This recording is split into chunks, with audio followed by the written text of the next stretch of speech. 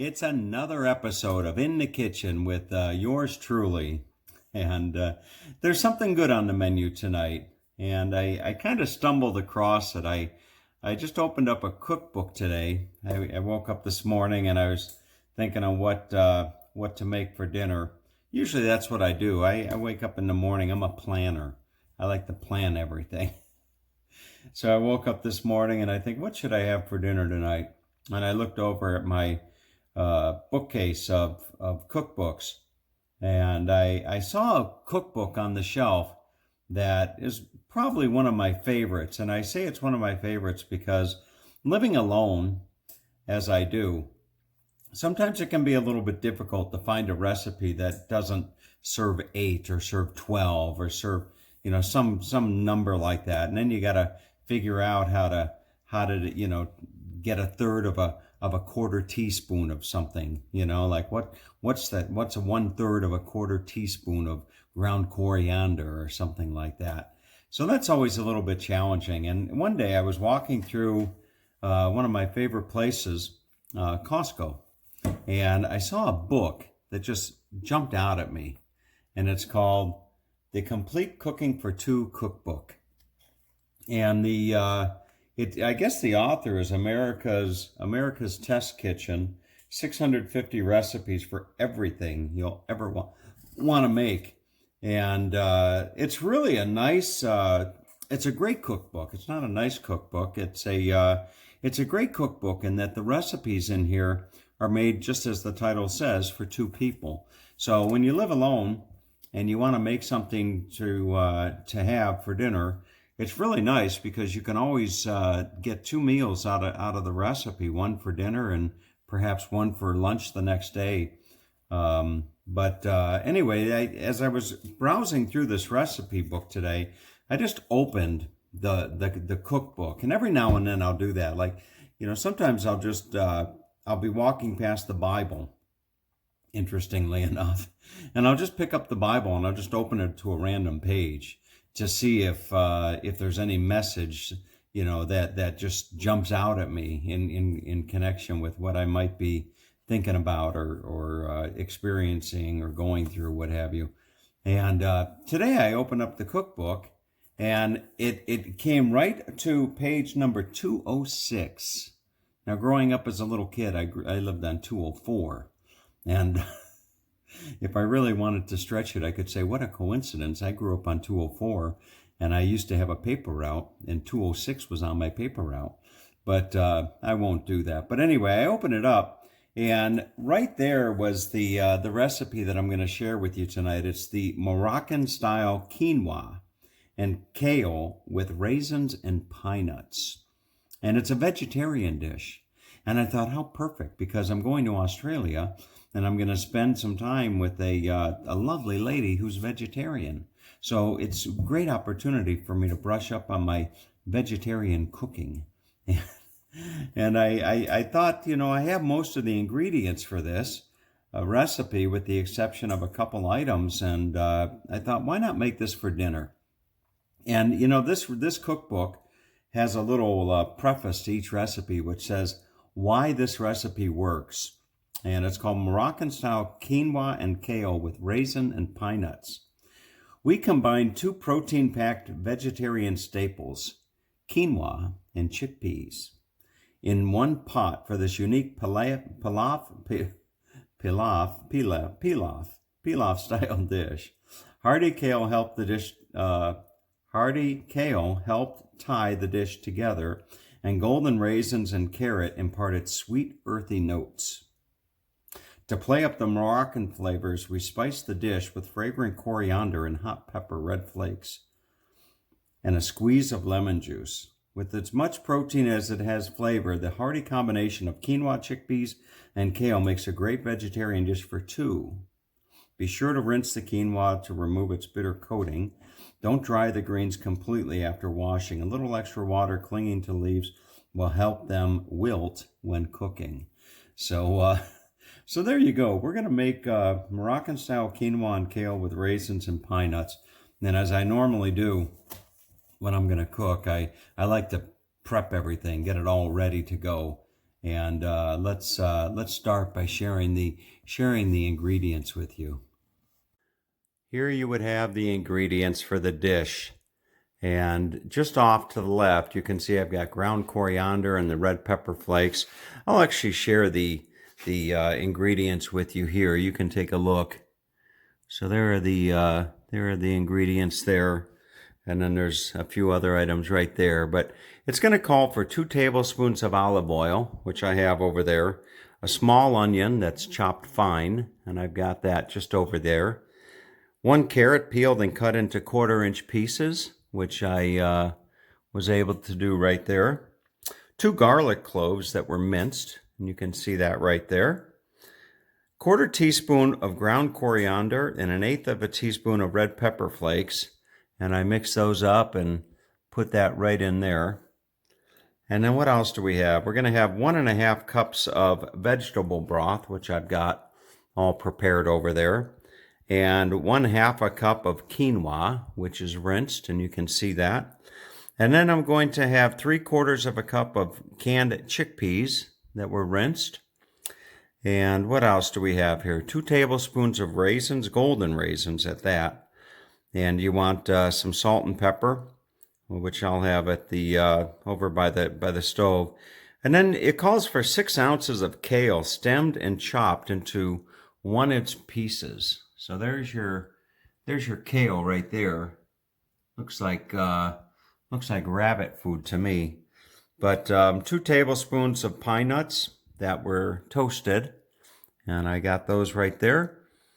1/4 teaspoon of lemon zest. You can see that's probably a little bit more than a 1/4 teaspoon, but who's counting? And then I've got 1 teaspoon of lemon juice, which is right over there, and 2 tablespoons of crumbled feta cheese, which will go on right at the end. So I'm going to get started by heating a tablespoon of oil in the medium saucepan over medium heat until simmering. So let's go ahead and do that. All right, step number 1 is to put the onion and the carrot in some olive oil, about a tablespoon of olive oil that's been heating over medium heat. And you want to do this for about 5 minutes until the onions become nice and soft. So we'll do that. We'll cook these for about 5 minutes, and then we're going to add the ground coriander and the red pepper flakes, as well as the garlic to this. So we'll be back here in just a moment. Somebody once told me I should put on a happy face, and I thought, why not? It's been about 5 minutes, and I'm going to go ahead and mix in the garlic and the coriander, as well as the pepper flakes. Try to get all that in there. And yes, Mom, if you are watching this video, I wash my hands. All right, so we're going to go ahead and stir this just for about 30 seconds. And then we're going to add the quinoa, one of the stars of the recipe. We're going to cook this until it just gets about fragrant. And then we're going to add the quinoa. So let's go ahead and do that. Those of you not familiar with quinoa, it's probably one of the healthier things that you can eat. Look at that. Isn't that something?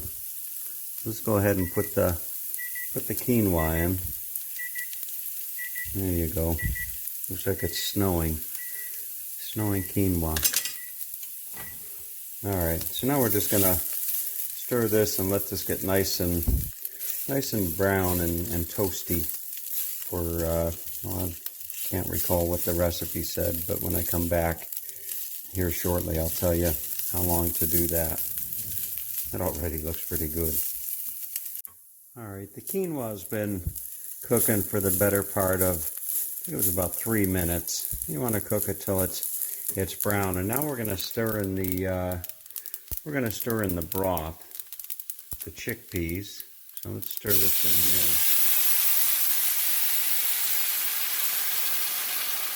Vegetable broth. We'll stir that in. I'm gonna put in the chickpeas like that, and we're gonna put the raisins in here, just like this. And then what we're gonna do, or I should say what I'm gonna do, what you're gonna watch, is I'm gonna put the kale on top of this. So it says to take the temperature down. If I can read this, it says reduce the heat to low, cover and simmer until quinoa is transparent and tender, about 18 to 20 minutes. So that's what I'm going to do. I'm going to turn this down to low. I'm going to put the kale on top, cover. All right, this has only been cooking just a few minutes here, but you can see it's going to start to break down, I think, a little bit. And I've got the timer set for about 15 minutes, so we'll let it cook for a while and then come on back. This has been cooking now for the better part of 15 minutes. And I gotta say, it looks very, very similar to the picture in the cookbook.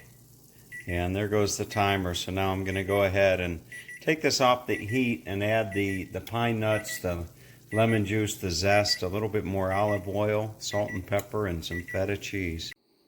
All right, so now is my favorite part. It's always my favorite part. You know, when you're gonna eat the vegetables of your labor, or is it the fruits of your labor? I think it's, well, in this case, it's the vegetables of your labor. And look at this. This came out. I don't know how well you can see that. I'll actually take the camera and bring it down here a little bit for you. But look at how nice that came out. And I mixed the lemon in with the lemon zest and a little bit more olive oil, a little salt and pepper, and there you have your Moroccan-style quinoa and chickpea whatever recipe. But now comes the important part. It's the taste test. And let's see what we've got here. I've had this before. I made this before, and I remember it was delicious. I think I wanted to bookmark the recipe. But let's give it a taste.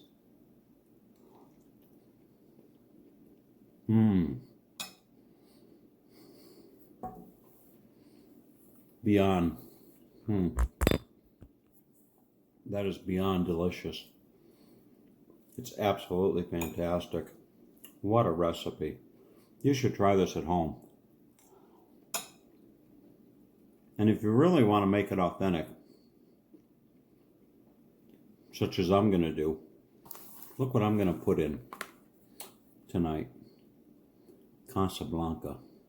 Casablanca. When I saw the recipe, the Moroccan-style, you know, I thought, oh, you gotta watch Casablanca, which was filmed in, I don't know if it was actually filmed in Morocco, maybe it was, but I've never been to Morocco, but I'm gonna go there tonight, and I know the perfect little cheap gin joint, you know, to go hang out with Humphrey and Ingrid and Paul as well.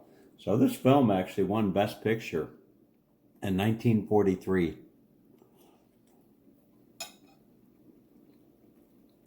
And as the saying goes, they don't make these movies like they used to. You know, they just don't make movies like they used to. So I'm going to enjoy a nice movie. And you know, to make it all complete, I was thinking to myself, in Morocco, don't they wear those funny little hats? Well, they may not be funny over in Morocco, but when you're looking at them in the movies and stuff, the hats seem kind of funny. And I was looking around my kitchen today, and I remembered that I bought these little molds to make panettone bread, Christmas bread or whatever. And I looked at them, and I thought, you know, this looks like one of those little hats that they would wear over there in Morocco. You see? So I can put on the hat like this, and it looks like it looks like I'm in Morocco, you know, having my having my Morocco-style quinoa and chickpea with raisins and pine nuts. So, anyway, have a, or maybe it looks like I'm in Tokyo. I don't know. All right, have a great day.